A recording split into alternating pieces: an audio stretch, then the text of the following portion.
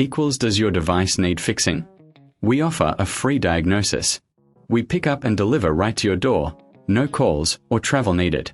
We send you a quote before repairing, and only go ahead if you approve it. Easy, transparent, and professional. Link in description. To start, gather your tools, a Phillips screwdriver, a plastic spudger, and a clean cloth.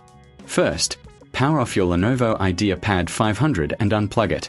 Remove the back cover by unscrewing the screws. Keep them safe for reassembly. Next, gently use the spudger to pry open the back cover. Be careful not to damage any clips. Once open, locate the battery. Check for any visible damage or swelling. If everything looks good, unscrew the battery connectors.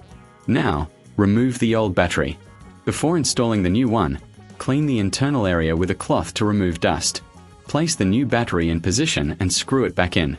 Reconnect the battery connectors securely. Replace the back cover and screw it back on.